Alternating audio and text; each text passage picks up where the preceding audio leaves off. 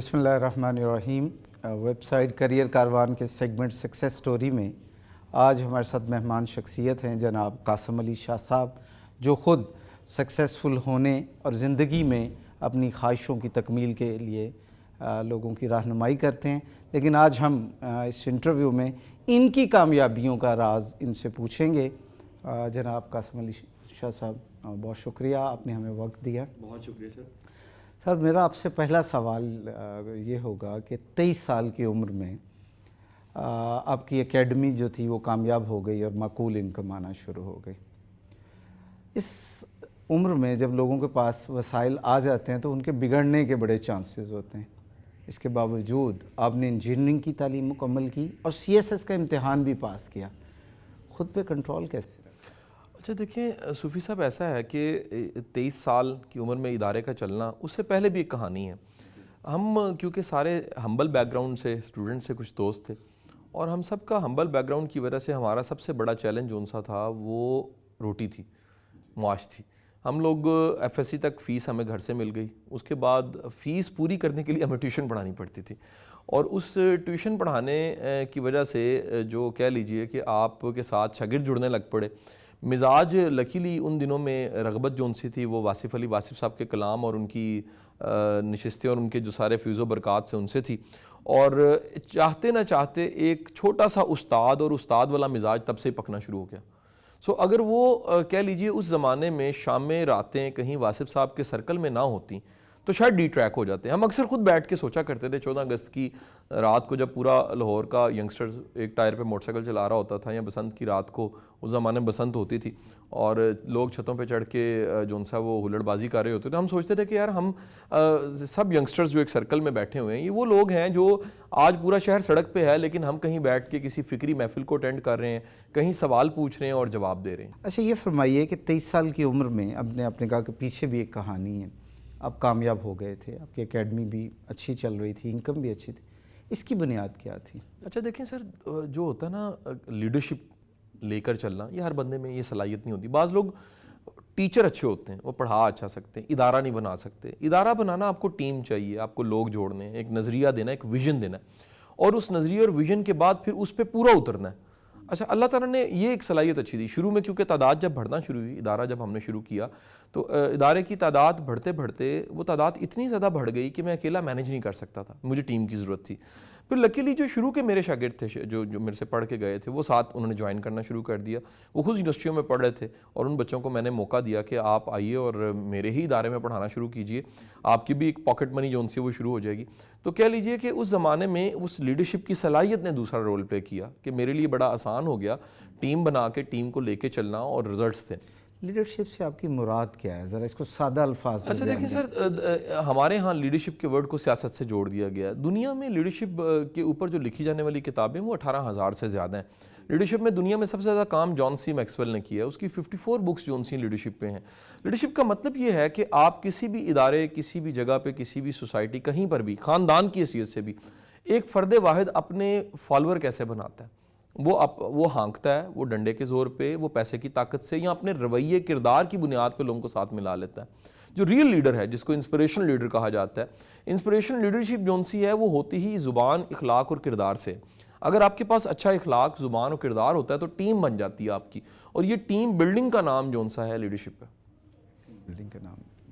اچھا سر، یہ فرمائیے، آپ نے CSS کا امتحان پاس کیا اور جوائن بھی کر لی؟ میں نے جوائن نہیں کیا جی، میں نے اس کو جوائن نہیں کیا تھا جی، میرا انفارمیشن گروپ تھا۔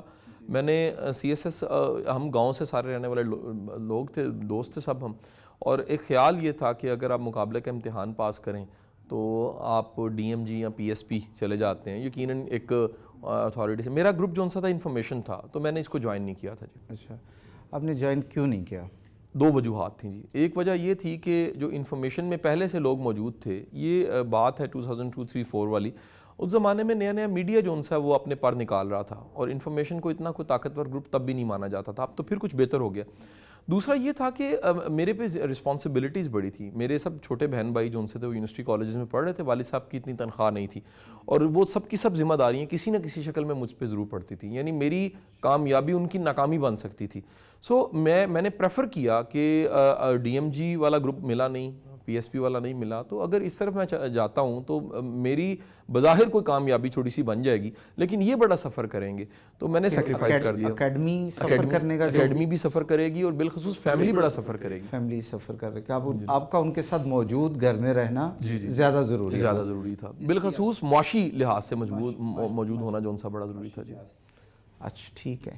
اچھا یہ فرمائیے کہ یہ آپ نے CSS کی نوکری تو اس بنیاد پہ چھوڑ دی کہ آپ کا روزگار کا ایک ذریعہ تھا, کبھی ڈر نہیں لگا زندگی میں اس عرصے تک کی بات کر رہا ہوں کہ کہیں عدم استحکام ہو جائے گا, یہ میرے ساتھی بہت اچھا سائنس کا ٹیچر ہے, کیمسٹری فزکس کا, یہ چھوڑ جائے گا تو کیا ہوگا, میں کیا کروں گا؟ اچھا سر دیکھیں, ادارے کی جب بات کروں تو ادارے میں یہ سب چیزیں ہوئیں. وہ ادارہ ہی نہیں ہے جس کے بننے میں ایسا نہ ہو کہ ٹیم بنے, ٹیم ٹوٹے نہ, لوگ خراب نہ کریں, بلیک میلنگ نہ ہو. یہ ہمارے ہاں جو ایتھیکل جو کہہ لیجئے گراؤنڈز اچھی نہیں ہیں لوگوں کی. پاکستان میں کسی بھی طرح کی کوئی جاب ہے, میں کہتا ہوں جی وہ ملٹی نیشنل گروپس ہیں, ان کے ہاں بھی یہ کمپلین ہے کہ جی ہمارے جو ان سا وہ لوگ ریٹین نہیں ہوتے, چھوڑ دیتے ہیں اور کوئی نہ کوئی نقصان بھی کر جاتے ہیں. اچھا میری گڈ لک یہ تھی, میں ٹیچر بہت اچھا تھا کیونکہ سائنس کا ٹیچر تھا, آرٹس میرا شوق تھا. یہ جو ٹریننگ کے پروفیشن میں بعد میں آیا, جو سٹوری میں بعد میں چیز آ رہی تھی لکھنے بولنے کی طرف, یہ میرے آرٹس والا سیکشن تھا. تو کبھی ٹیچر نہیں بھی ہوتا تھا, میں پڑھا لیتا تھا. مجھے وہ وقت بھی یاد ہے کہ ایک دن 6 ٹیچر نہیں آئے اور میں سب کی سب کلاسوں کو اکیلے مینیج کرتا رہا. تو یہ ایک صلاحیت اچھی تھی, پڑھانے کی صلاحیت اچھی تھی, بچوں کے ساتھ بانڈنگ اچھی میری بن جاتی تھی, تعلق اچھا بن جاتا تھا, کور ہو جاتا تھا. جی اچھا یہ فرمایا آپ نے بہت شروع میں لیڈرشپ والا جو کور ہے وہ سیکھ لیا تھا, پریکٹیکل کیا. مشکل جب آتی ہے تو ریپلیسمنٹ اگر آپ کے ہاں نہ ہو تو کیا حل ہے؟ سر دیکھیں, مشکل کی ایک شکل نہیں ہوتی, مشکل کی بھی کئی شکلیں ہوتی ہیں. مثلا آپ جس مشکل کی بات کر رہے ہو یہ ہے کہ ایک ایسی مشکل آ گئی ہے کہ اس مشکل کے آتے ہی جو ان سے آپ کے پاس ریپلیسمنٹ نہیں ہے. آپ 2 کام کرتے ہیں سر, آپ دیکھتے ہیں کہ میری غلطی کہاں پر ہے اس میں. اگر میری غلطی نہیں ہے, آپ پورا بالکل ریشنل تھنکنگ سے سوچتے ہیں, تو پھر آپ کو پورا یقین ہوتا ہے کہ اللہ کو بہتر رستہ بنا دے گا. آپ کا توکل اللہ کی طرف جو ان سا وہ ہونا چاہیے. دوسری بات یہ کہ آپ کو سبسٹیٹیوٹ ڈھونڈنا شروع کر دیتے ہیں. یہ زندگی میں ایک اچھی چیز کا نہ ہونا اور اچھی چیز کی تلاش ہونا یہ بڑی ضروری ہے کہ آپ یہ مانیں کہ کمی ہے اور اس کمی کو میں نے کبھی نہ کبھی پورا کرنا ہے. وہ آج نہیں تو کل کہیں نہ کہیں پوری بھی ہو جاتی ہے. سر آپ کی اکیڈمی اتنی کامیاب تھی لیکن آپ نے اس کو برانڈ بنانے کا کیوں نہیں سوچا؟ اچھا سر, میں پھر اگین کہوں گا کہ اس پہ بھی ورک کرتا رہا کہ جن کے برانڈز ہیں انہوں نے کیا کیا. مثلا اکیڈمی سے کالج سے یونیورسٹی بنانے تک کے سفر, لاہور میں کئی کہانیاں ایسی, وہ سارے اچھے بڑے لوگ ہیں, نیت ان کی بہت اچھی ہے, ان کا کنٹریبیوشن ہے, لیکن سوسائٹی میں آپ کو امپیکٹ نظر نہیں آتا, لوگوں کی سوچ پہ کوئی امپیکٹ نہیں پڑا. مثلا لوگوں کی ڈگریاں بڑھ گئی ہیں, پڑھے لکھے لوگ بڑھ گئے, اور الٹیمیٹ وہ جو ایک بڑا ایم لے کر چلے تھے وہ بھی بزنس کی شکل ہی بنی, سوسائٹی کو ایس سچ کو فائدہ نہیں ہوا. پاکستان میں بہت بڑا ویکیوم پچھلے 15-20 سالوں میں آپ دیکھتے ہیں, وہ ہے پرائیویٹ ایجوکیشن سیکٹر آ گیا. یہ نااہلی تھی گورنمنٹ کی, سسٹمز نہیں بن سکے, یونیورسٹی کالجز نہیں بنے, اور اس کا فائدہ جو ان سا وہ پرائیویٹ کالجز کو, یونیورسٹیز کو ملا. لیکن دیکھیے میں سوچتا تھا کہ اگر یونیورسٹی کا مالک بھی میں بن جاؤں گا, اس کا الٹیمیٹ جو اینڈ ہے بینگ اے ریفارمر, میں یہ سوچتا تھا کہ سوسائٹی کی سوچ پہ کوئی فرق پڑے گا, وہ میں نہیں ڈال سکوں گا. یعنی آپ نے ایک خاص سطح پر جب آپ کی انکم کا لیول آ گیا, اس کے بعد آپ نے مزید کمانے کے بجائے ریفارمر بننے کو ترجیح دی. دیکھیں سر, ریفارم کا مطلب یہ ہے کہ خوشحالی پھر بھی بڑی ضروری ہے. اگر اللہ آپ کو توفیق دے دے کہ آپ اپنی خوشحالی کو قائم رکھتے ہوئے کنٹریبیوٹ کر سکیں, تو اس سے بڑی کوئی اللہ کی انعام کی نشانی نہیں ہے. تو اللہ نے توفیق دے دی سر کہ ہم نے جو کبھی سوچا تھا, جب اکیڈمی تھی تب بھی اگر 100 بچہ پڑھ رہا ہے تو 10 مفت میں پڑھ رہا ہوتا تھا. جب کوچنگ میں آئے تب بھی جو ان سا وہ ایک طویل عرصہ تک ہم بغیر کسی معاوضے کے لیکچرز ہی دیتے رہے, خبر ہی نہیں تھی اس کا کوئی چارج بھی کرنا. صوفی صاحب مجھے پہلی بار جب چیک ملا گورنمنٹ کے ایک ڈپارٹمنٹ سے, 2008 کی بات ہے, DST سے, تو وہ 8,500 روپے کا چیک تھا. مجھے یہ یقین نہیں آ رہا تھا یہ واقعی میرے ہیں, حالانکہ میں نے ہی لیکچرز دیے تھے, مجھے اس کا معاوضہ ملا تھا. اور میں نے اس ادارے کے جو کہہ لیجئے مین گیٹ تھا, وہاں تک آتے آتے وہاں جو باہر گارڈ کھڑا تھا, اس کو اپنی جیب سے 8,500 روپے دے دیا, چیک کو جا کے کیش کروا لیا. مجھے یہ یقین نہیں آ رہا تھا کہ یہ واقعی میرے جو ان سے پیسے ہیں. بتانے کا مقصد یہ کہ یہ اللہ کا کرم ہوتا ہے کہ اللہ تعالیٰ آپ کو جو ان سے رزق کریم دے دیتا ہے. رزق کریم کی تعریف واسف صاحب نے یہ بتائی ہے کہ ایک ایسا رزق جو ہے بھی حلال اور کوشش بھی کم کرنی پڑی ہے, اور عطا کی شکل میں آپ کو مل گیا. ٹھیک ہے. اچھا یہ فرمائیے گا کہ آپ نے کریئر کاؤنسلر بننے کا کب سوچا؟ اچھا سر, میں اور اس کے پیچھے تحریک کیا تھی, وجہ کیا تھی؟ میں اس ایجوکیشن سسٹم کا ایک آبزرور تھا, کرٹک بھی تھا, شروع سے کرٹک تھا.